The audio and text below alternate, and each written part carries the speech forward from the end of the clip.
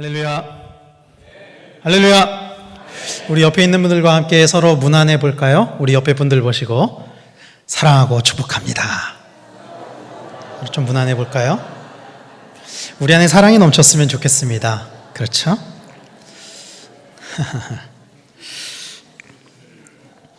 (2009년도에) 개봉한 영화가 있습니다. 어떤 영화인지 한번 맞춰보세요. 이 영화의 내용은 이렇습니다. 가난하지만 한평생을 가정을 위해서 헌신하면서 살아온 정비사가 있습니다. 이 정비공을 하던 사람이 있어요. 이 사람이 주인공이고요. 또 다른 주인공이 한 사람이 있습니다. 이 사람은 자수성가한 백만장자지만 성격이 아주 괴팍해가지고 돈은 되게 많은데 주변에 사람이 아무도 없는 사업가가 있습니다. 이 두 사람이 공통점이라는 것은 있을 수 없을 것 같죠? 아무런 공통점도 없을 것 같잖아요? 그렇죠?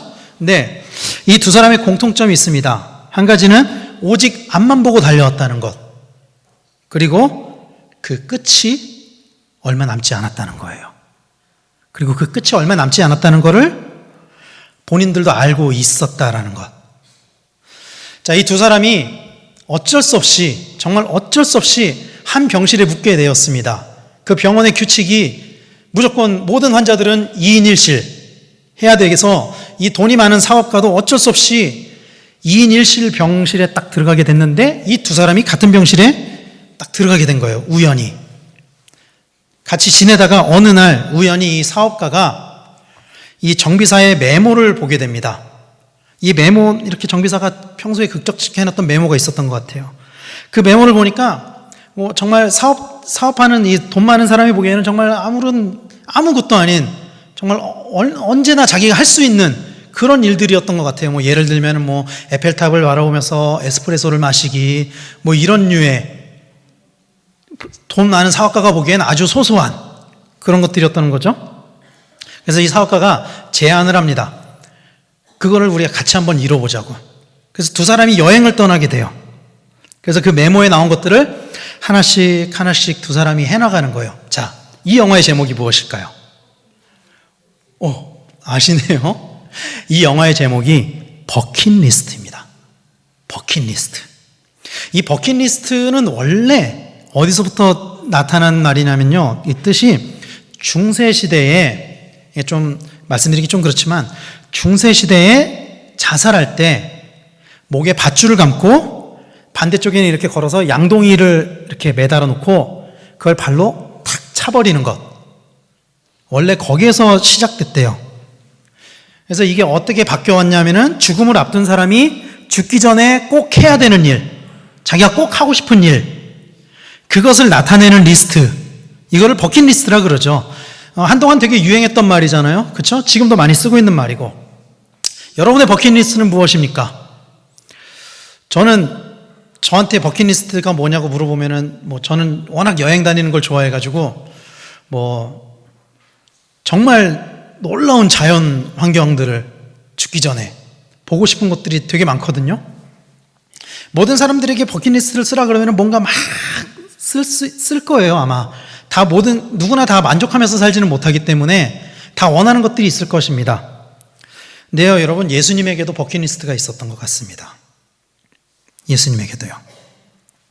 예수님께서는 공생애를 시작하시면서 자신이 어떻게 죽으실 것과 또 어떻게 부활하실 것과 그리고 어떻게 승천하실 것을 미리 알고 계셨을까요? 알고 계셨을까요?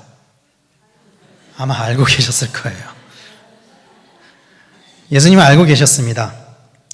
공생애 3년의 시간을 보내고 그 기간 동안에 제자들에게 또 자신을 따라다니는 무리들에게 복음을 전파하셨었죠, 예수님께서. 그런데 그럼에도 불구하고 아직도 채우지 못한 마지막 메시지를 제자들에게 알려주시고 싶었던 것 같아요. 예수님께서.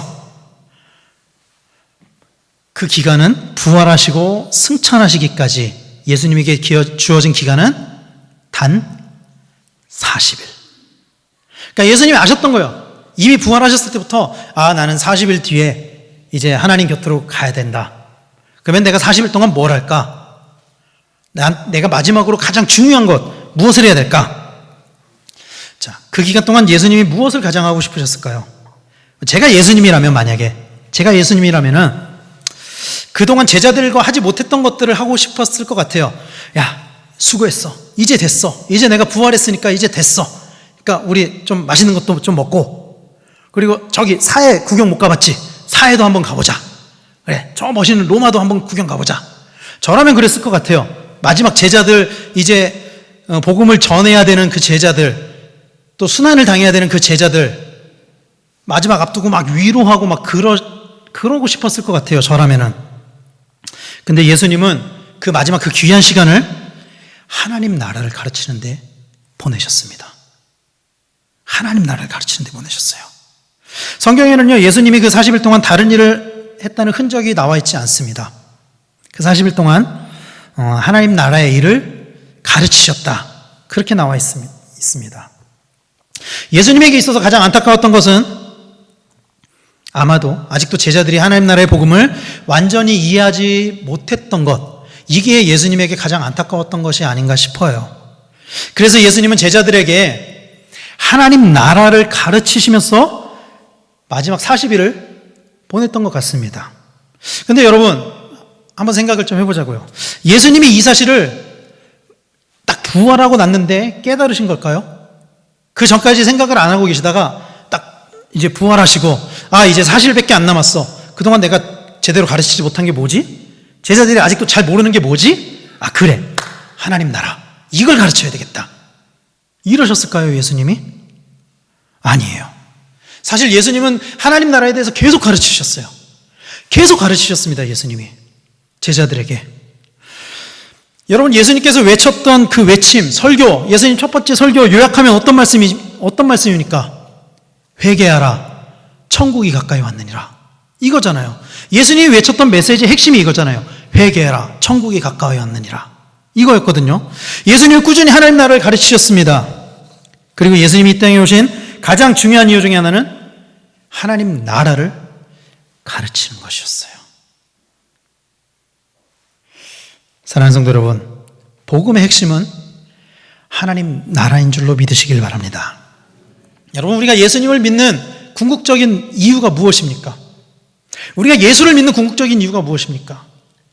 그게 바로 하나님 나라잖아요. 그게 하나님 나라잖아요, 여러분. 하나님 나라가 존재하지 않는다면 만약에, 그러면 예수를 믿는 것은 아무런 의미가 없어요, 여러분. 하나님 나라가 존재하지 않는다면 예수를 믿는 것과 절에 가서 부처를 믿는 것과 아니면 우상을 섬기는 것과 아무런 차이가 없다는 거예요. 똑같다는 거예요, 그냥. 하나님 나라가 없다면은. 그래서 우리가 그렇게 영접시키는 것을 중요하게 생각하잖아요. 임종을 앞둔 분들에게 어떻게든지 영접시키려고 하는 이유가 그거잖아요. 어떻게든지 마지막 그 순간까지 예수 믿는다고 고백하세요. 예수님 믿음으로 고백하세요. 그 이유가 하나님 나라 때문이잖아요, 여러분. 그렇죠? 그런데 여러분, 하나님 나라가 죽어야 가는 곳이냐는 거예요. 하나님 나라가. 과연 하나님 나라가 죽어야만 가는 곳이냐는 것입니다. 만약에 그게 성립된다면, 죽어야 가는 것이 성립된다면 사실 좀 극단적인 예를 들자면은 진짜 그냥 내 마음대로 살다가 마지막에 정말 죽음으로 앞뒀을 때 그냥 고백하고 하나님 나라 가도 무방하겠죠. 근데 성경은 그렇게 가르치지 않습니다. 예수님은 그렇게 가르치지 않습니다. 예수님이 하나님 나라를 어떻게 가르치셨을까요? 누가복음 17장에 보면은 예수님과 바리새인의 대화가 나오거든요. 제가 읽어드릴 테니까 한번 들어보세요. 누가복음 17장 20절 21절 말씀인데 이렇게 이야기합니다. 바리새인들이 하나님의 나라가 어느 때 임하나이까 묻거늘, 하나님의 나라가 어느 때 임합니까? 이렇게 물어보니까 예수님께서 대답하여 이르시되 하나님의 나라는 볼 수 있게 임하는 것이 아니요 또 여기 있다 저기 있다고도 못하리니 하나님의 나라는 너희 안에 있느니라. 할렐루야. 너희 안에 있느니라. 할렐루야. 잘 보세요. 바리새인들이 어떻게 물어봤다고요? 하나님의 나라가 어느 때에 임합니까? 근데 예수님이 대답을 희한하게 하세요. 예수님이 좀 동문서답을 하시는 경향이 있어요. 니고데모와의 대화도 보면 그렇잖아요. 묻지도 않은 거를 대답하시잖아요. 그 마음 아시기 때문에 예수님이 이렇게 대답하셨어요. 하나님의 나라는 볼 수 있게 임하는 것이 아니요 또 여기 있다 저기 있다고도 못하리니 하나님 나라는 너희 안에 있느니라. 이렇게 말씀하셨어요. 여러분, 우리는 하나님 나라를 생각하면은 꼭 하늘을 바라봅니다. 하나님 나라.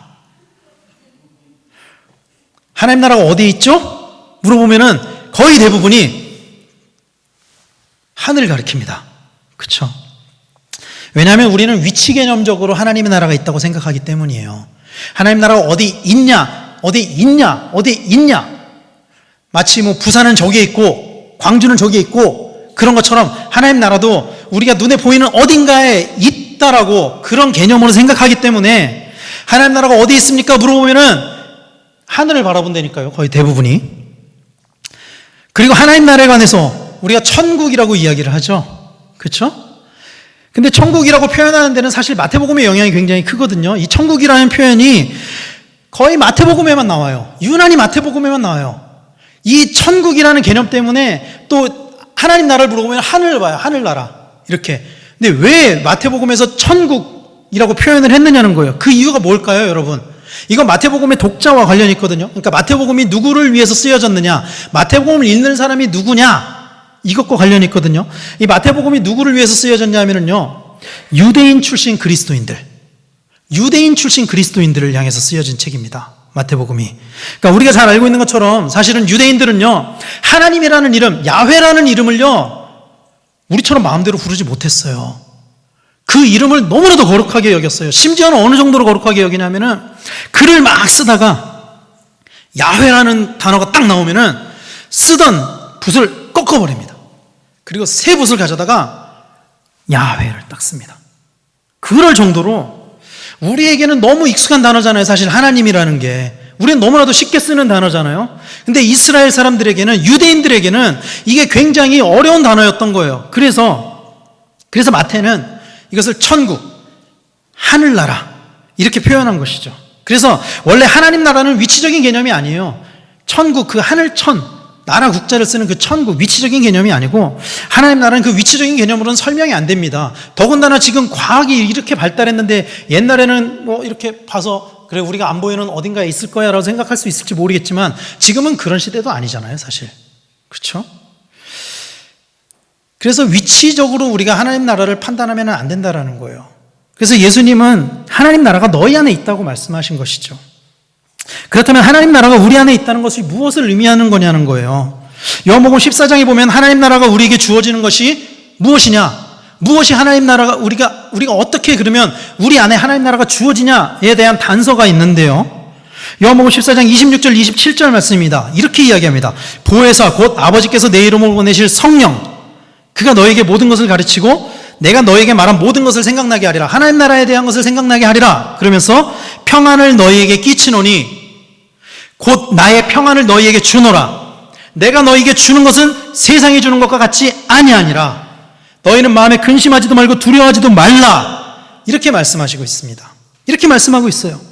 여러분, 성경에서는요, 이 평화, 뭐 화평, 평안 이런 단어들이 이렇게 따로 이렇게 다르게 조금씩 번역이 되어 있지만 이 모든 단어들은 대부분 한 단어, 하나의 똑같은 단어로 쓰여져 있습니다. 헬라어 단어로.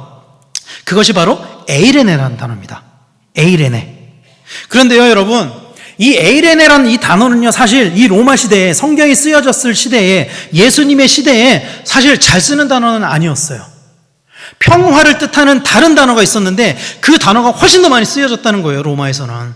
이 에이레네보다 이 단어가 훨씬 더 많이 쓰여졌는데 이 단어가 무슨 단어인지 아십니까? 이 단어가 팍스란 단어입니다. 팍스. 혹시 여러분 팍스로마 이런 얘기 들어보셨습니까? 팍스로마. 이 로마 시대에는요, 평화, 평강 이거를 나타내는 데 있어서 어떤 단어를 주로 썼냐면은 이 팍스란 단어를 주로 썼다는 거예요. 당시 이 팍스란 단어는 아주 광범위하게 쓰였습니다. 아주 광범위하게 쓰였어요. 반면에 에이레네라는 단어는 거의 사용되지 않는 단어였어요. 근데 이 팍스와 에이레네는 굉장히 큰 차이가 있는 단어입니다. 똑같이 우리가 평화라는 단어로 번역할 수 있을지 모르겠지만, 화평이라는 단어로 번역할 수 있을지 모르겠지만, 사실 그 의미를 보면 굉장히 다른 의미가 있다는 거예요. 당시에 팍스라는 이 단어를 쓰기 위해서는 어떤 특정한 조건들이 성립이 되었어야만 했다고 합니다. 어떤 특정한 조건이 성립이 되었어야만 했는데 그 조건들은 이런 것들이었어요. 정치적으로 안정되었는가?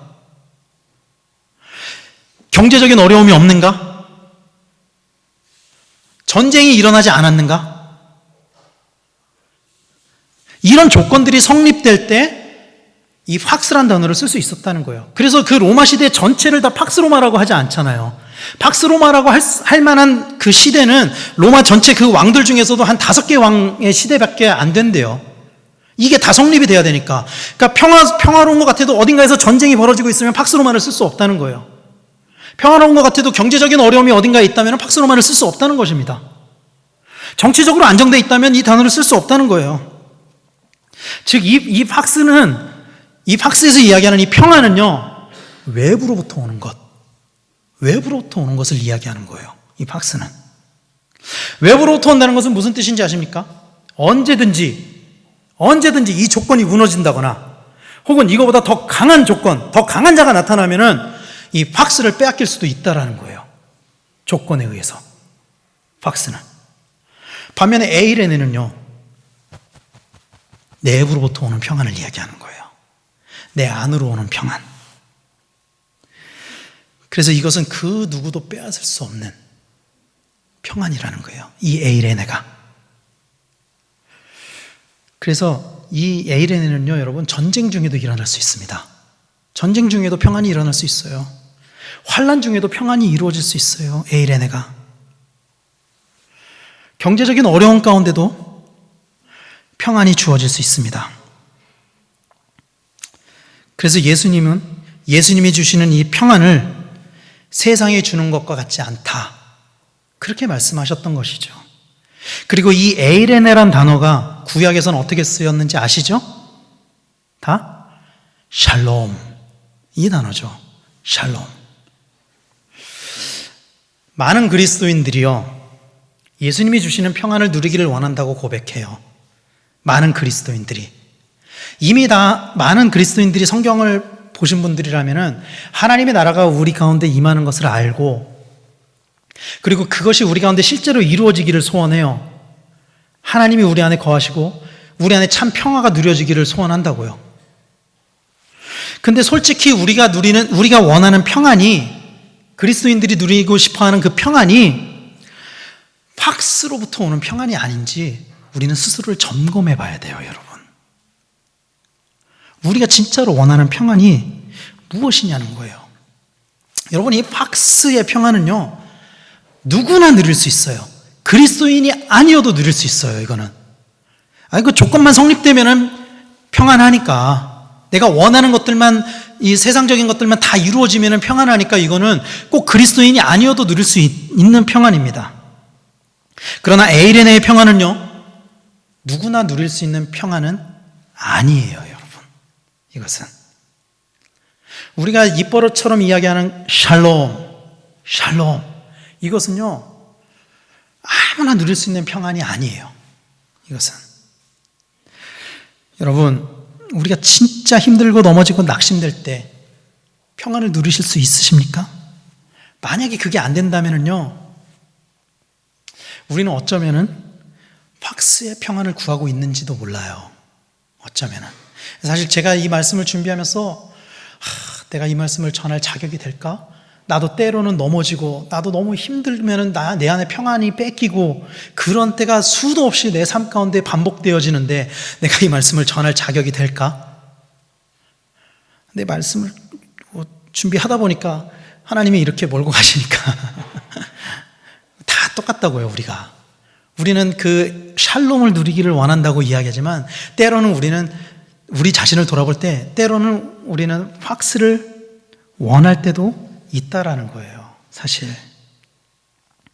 어쩌면 우리가 원하는 팍스를 얻을 수 있을지도 몰라요. 우리가 기도할 때, 하나님, 내가 평안을 누리고 싶습니다 할 때 우리가 원하는 그 모든 것들이 충족되어서 우리가 평안을 누릴 수 있을지도 몰라요, 여러분. 그러나 그 안에 에이레네가 담겨져 있지 않다면은, 샬롬이 담겨져 있지 않다면은요, 우리가 팍스의 평안을 누릴 수 있을지는 몰라도 하나님 나라를 누릴 수는 없을 것입니다. 사랑하는 성도 여러분, 하나님의 나라는 우리 안에 있습니다. 할렐루야. 하나님의 나라는 우리 안에 있습니다. 주님께서 그렇게 주시기를 원하세요. 하나님의 나라를 죽으면 가는 것으로 생각하지 마세요, 여러분. 오늘 여러분들이 있는 이곳이 하나님 나라가 될 수 있는 줄로 믿으시기를 축원합니다.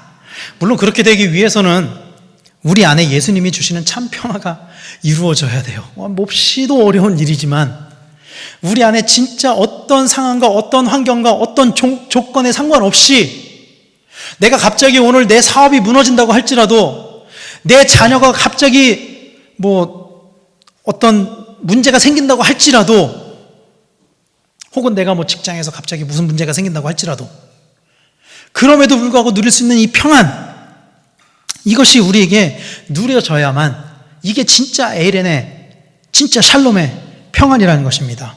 재미있는 사실은요, 예수님께서 평안을 너에게 주노라 하셨잖아요. 평안을 너에게 주노라. 내가 주는 평안은 세상과 같지 않다.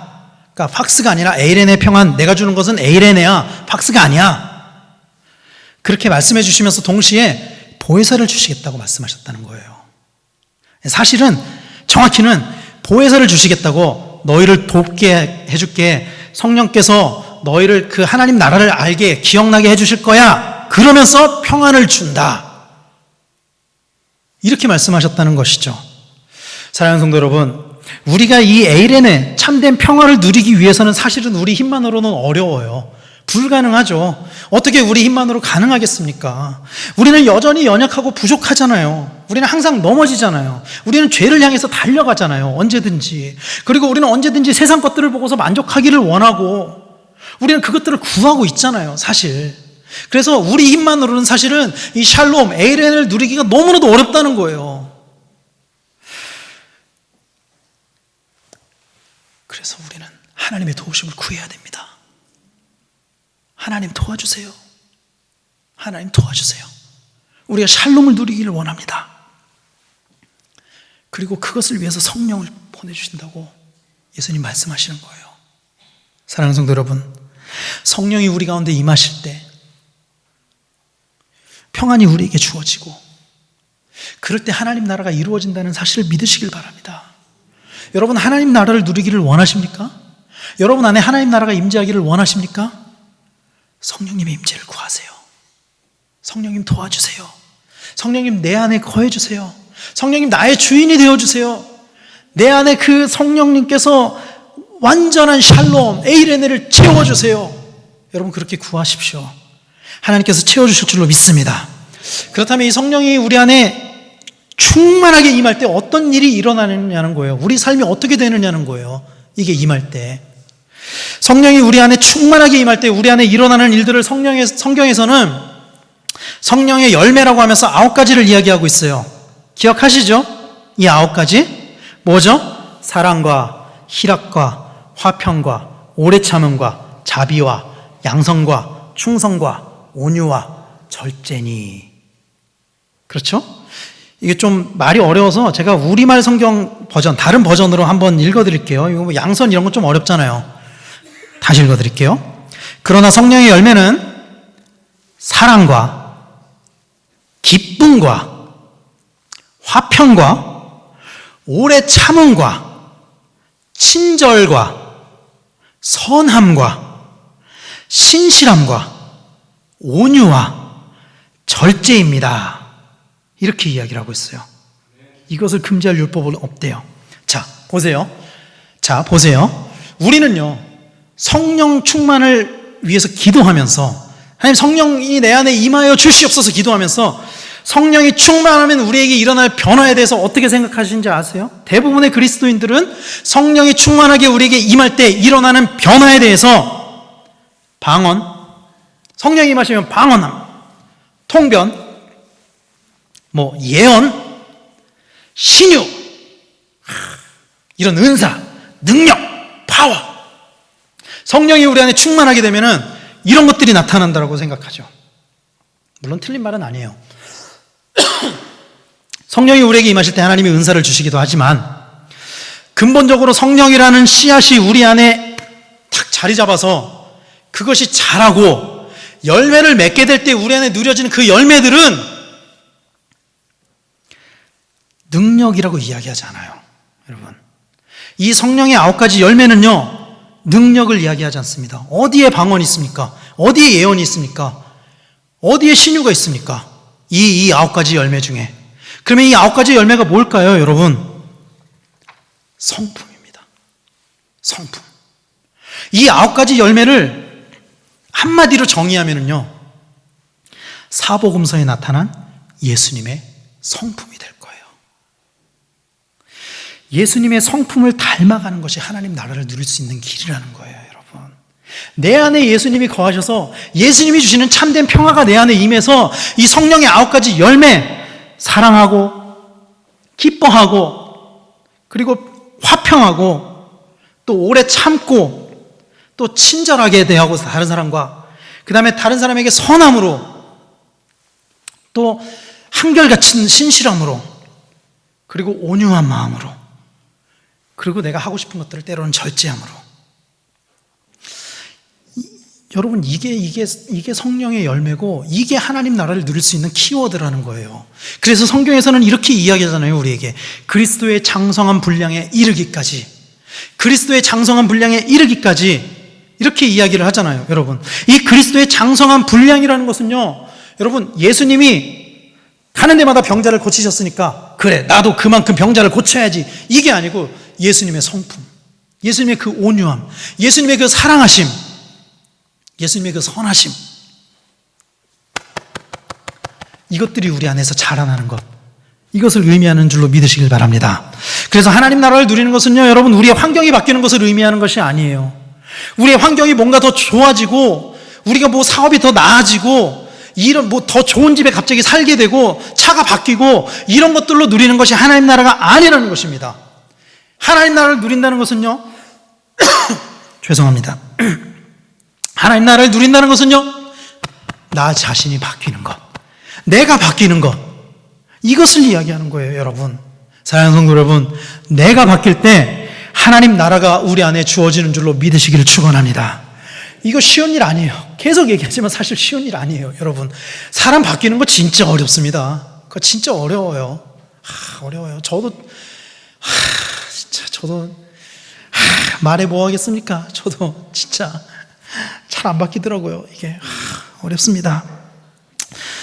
그래서 이게 어렵기 때문에 여전히 사단은요, 우는 사자와 같이 우리를 집어 삼키려고, 죄 가운데로 끌고 가려고 호시탐탐 노리고 있다고 성경은 이야기하잖아요, 여러분. 우리가 평안을 누릴 수 없게 자꾸 우리의 상황과 환경을 자꾸 지배하려고 그래요. 왜 그러냐면 상황과 환경을 지배할 때 우리가 평안을 누리지 못한다는 그 약점을 아니까. 근데 우리가 그것을 뛰어넘는다면, 상황과 환경이 우리가 지배를 받지 않고 우리 안에 진짜 샬롬이 이루어진다면, 사랑하는 성도 여러분, 악한 사단이 우리를 우는 사자와 같이 노리고 있을지라도 우리는 그 평안을 빼앗겠지 않을 줄로 믿습니다. 그래서 예수님은 담대하라, 내가 세상을 이기었다, 이렇게 말씀하고 계시는 거예요. 사랑하는 성도 여러분, 우리는 승리할 수 있습니다. 믿으시길 바랍니다. 사랑하는 성도 여러분, 저는요, 우리가 있는 그 모든 곳이 하나님 나라가 되기를 소원합니다. 여러분들이 계신 그 모든 곳이 하나님 나라가 되기를 소원합니다. 특히 우리 교회가 하나님 나라가 되었으면 좋겠어요. 저는 하나님 나라의 백성이 모인 이 공동체, 여기서 하나님 나라를 누릴 수 있었으면 좋겠어요. 우리 교회만 오면 행복해지고 웃음이 나고 그런 교회가 됐으면 좋겠어요. 우리 한 사람 한 사람이 다 성령 충만해서 그 사무엘이 살았던 그 동네 라마나요처럼 사람들이 갈 때마다 성령에 취하는, 갈 때마다 하나님을 만나는, 갈 때마다 행복해지는, 하나님 나라를 누리는 우리 교회가 그런 교회가 되었으면 좋겠습니다. 근데 그렇게 되기 위해서는요, 여러분, 우리 한 사람 한 사람이 예수님을 닮아가야 돼요. 여러분, 교회가 우리잖아요. 우리가 교회잖아요. 우리 한 사람 한 사람이 예수님을 닮아가야만 하나님 나라가 우리 안에 이루어진 줄로 믿으시길 바랍니다. 그리스도의 장성한 분량에 이르기까지 성장해야 되는 줄로 믿으시길 바랍니다. 우리의 성품이 예수님의 성품을 닮아가야 되는 줄로 믿으시길 바랍니다. 그러기 위해서 우리는 더 낮아져야 돼요. 더 겸손해야 돼요. 여러분, 더 낮아져야 돼요. 더 겸손해야 돼요. 우리가 우리를 내세울 때, 우리가 나를 내세울 때 하나님 나라는 이루어지지 않습니다. 와, 이거 진짜 저도 되게 어렵거든요. 나를 내세우지 않는 것. 우리가 나를 내세우면 절대로 하나님 나라는 이루어지지 않아요. 내가 아니라 내 안에 계신 예수님을 내세워야만 합니다. 나의 주인 되신 예수님을 내세워야만 합니다. 그럴 때 여러분들이 계신 그 모든 것이 하나님 나라 될 줄로 믿습니다. 오늘 우리의 삶 가운데 하나님 나라가 이루어지게 되기를 축원합니다. 그래서 여러분 개개인의 삶 가운데 하나님이 주시는 참된 평화와 안식이 누려지는 우리 성도님들 다 되시기를 예수 그리스도로 간절히 축원합니다. 기도하겠습니다.